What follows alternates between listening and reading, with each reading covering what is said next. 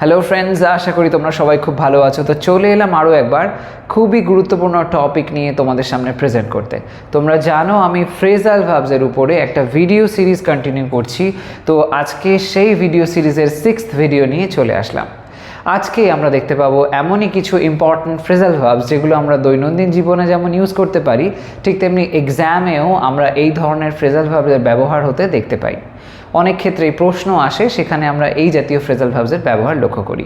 তাই জন্য most useful phrasal verbs, আমরা জানি ফ্রেজাল ভার্বসের সংখ্যা অনেক আছে, কিন্তু তার মধ্যে কয়েকটা আছে যেগুলোর ব্যবহার সব থেকে বেশি হয়। সেরকমই কয়েকটা আমি তোমাদের সামনে প্রেজেন্ট করছি। এগুলো যদি ভালোভাবে ফলো করো তাহলে তোমাদের এক্সামেও অনেক সিচুয়েশানেই তোমরা দেখবে যে সমস্যাটা আর হচ্ছে না। এনিওয়ে, আজকে দেখে নাও আমরা কী ফ্রেজাল ভার্বস আজকের আলোচনার বিষয়ের মধ্যে আমরা দেখতে পাই। তো আজকে প্রথম যে ফ্রেজাল ভার্বটা আসছে সেটা হচ্ছে মেক আউট। এটার অর্থ হলো বুঝতে পারা। তো আমরা এই বুঝতে পারা বা আন্ডারস্ট্যান্ড এই সেন্সটা যে ব্যবহার করি কেমনভাবে, একটা এক্সাম্পল দেখে নাও।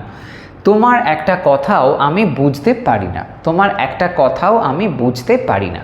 এই যে বুঝতে পারি না, এই বোঝার বিষয়টা বলা হচ্ছে, এই অর্থে আমরা ব্যবহার করতে পারি মেক আউট। ট্রান্সলেশনটা দেখে নাও। I can not make out. আমি বুঝতে পারি না। I can not make out, আমি বুঝতে পারি না। এই অংশটা প্রথমে হয়েছে a single word of yours. তোমার একটা কথাও, a single word of yours.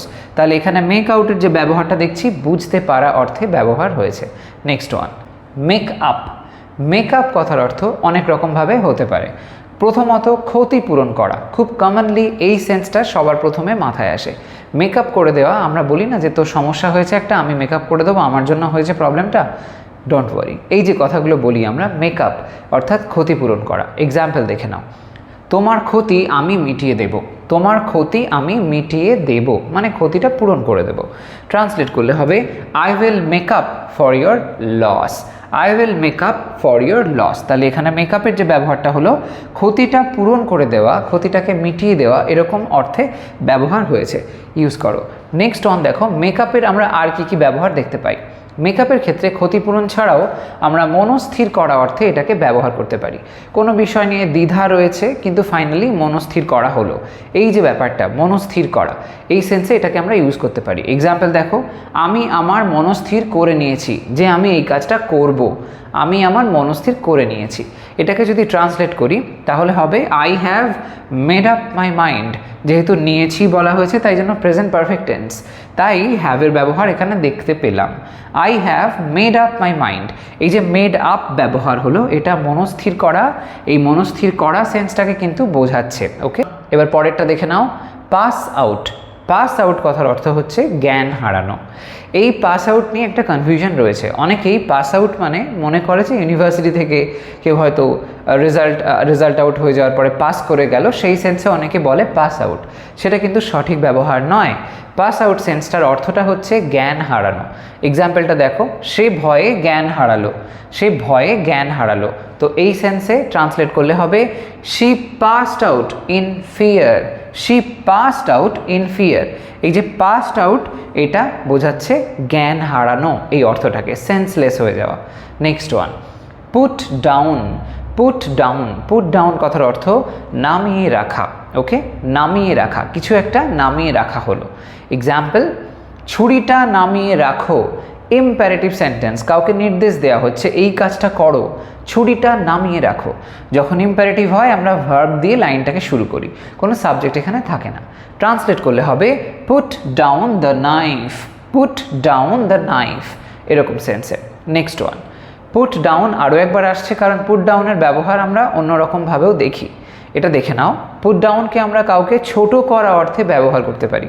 কেউ কাউকে অন্য কারোর সামনে ছোট করে দিল, এরকম সেন্সে পুট ডাউনের ব্যবহার হয়।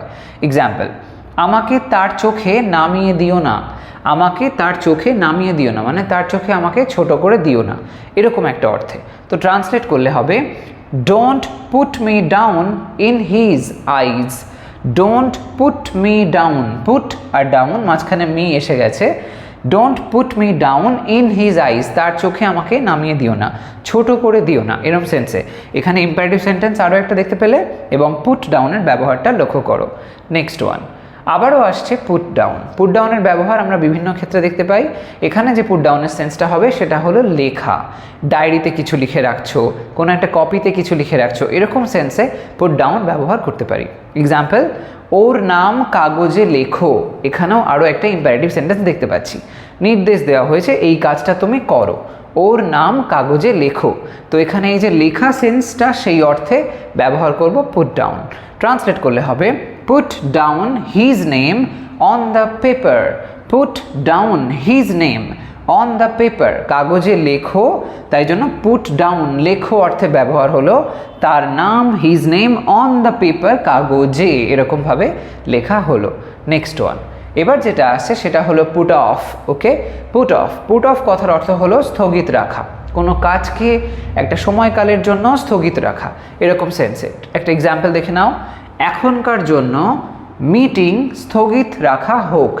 এটা একটা মানে পয়েন্ট বলা হচ্ছে যে মিটিংটা চলছিল বাট এই মোমেন্টের জন্য বন্ধ রাখা হোক, স্থগিত রাখা হোক, এখনকার জন্য মিটিংটা স্থগিত রাখা হোক। তো এটা ট্রান্সলেট করলে আমরা লাইনটাকে এরমভাবে বলবো, put off this meeting for now. Put off this meeting for now. এই যে পুট অফের ব্যবহারটা হলো স্থগিত রাখা সেন্সেই বলা হয়েছে। ওকে, নেক্সট ওয়ানটায় আসা যাক। কি আছে? Put out. পুট আউটও খুবই ইউজফুল একটা ফ্রেজাল ভার্ব। এর অর্থটা হচ্ছে নেভানো, আগুন জ্বলছে নিভিয়ে দাও, এরকম সেন্সে আমরা পুট আউটের ব্যবহার করি। এক্সাম্পল দেখো, এক্ষুনি আলো নেভাও। এক্ষুনি আলো নেভাও, এখানেও ইম্পারেটিভ সেন্টেন্সের ব্যবহার। ট্রান্সলেট করলে লাইনটা হবে put out the lamps immediately. Put out মানে নেভাও, কি নেভাবে? আলো, দ্য ল্যাম্পস, এক্ষুনি অর্থে ইমিডিয়েটলি। ওকে, এরকমভাবে ইউজ হলো। নেক্সট ওয়ানটা দেখো, পুট অন। পুট অনের ব্যবহারও বিভিন্নভাবে হয়ে থাকে। পুট অন কথার অর্থ হলো ভান করা। প্রথমত এই সেন্সে আমরা ইউজ করতে পারি, খুবই কমন ইউজ এটা, ভান করা। কেউ যখন যেটা নয় সেরমটা হওয়ার ভান করে, সেই সেন্সে পুট অন ইউজ করতে পারো। এক্সাম্পল দেখো, সে বন্ধুর রূপ নিয়ে ভান করে, মানে সে অ্যাকচুয়ালি বন্ধু নয় কিন্তু বন্ধুর রূপ নিয়ে ভান করছে যে আমি তোমার বন্ধু, এরম একটা সেন্সে। ট্রান্সলেট করলে হবে, she puts on the appearance of a friend. She puts on, এখানে পুট অন মানে হচ্ছে ভান করা, সে ভান করে, সিম্পল প্রেজেন্ট টেন্সে বলা হয়েছে, তাই জন্য শি পুটস অন, কেমন কেমন আচরণ সে পুট অন করছে বা কেমন ভান সে করছে, না একজন বন্ধুর রূপ নিচ্ছে, the appearance of a friend. Okay, এরমভাবে। নেক্সট ওয়ান, পুট অনের আমরা নেক্সট যে ব্যবহারটা দেখতে পাই সেটা খুবই কমন একটা ইউজ, সেটা হলো পরিধান করা। জামা কাপড়, যে কোনো লাইক জামা কাপড় হতে পারে, অনেক সময় বলতে পারো মাথায় টুপি পরা বা জুতো পরা ইত্যাদি রকমের সেন্স, যেখানে আমরা কোনো কিছু পরিধান করি এই অর্থে এটার ব্যবহার হয়। তো এক্সাম্পল দেখে নাও, তোমার মাস্ক আবার পরো না, নির্দেশ দেওয়া হয়েছে এরমটা করো না, ইম্পারেটিভ সেন্টেন্স, তোমার মাস্ক আবার পরো না। তো ট্রান্সলেট করলে হবে, don't put on your mask again. Don't put on মানে পরো না, পরিধান করো না, কি? ইয়োর মাস্ক, তোমার মাস্কটা, অ্যাগেইন আবার। ওকে, এরমভাবে। Next one, put up with, আরও একটা ভীষণ গুরুত্বপূর্ণ ফ্রেজাল ভার্ব।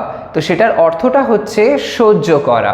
ওকে, সহ্য করা। এক্সাম্পল দেখো, তোমার আচরণ আমি সহ্য করতে পারি না।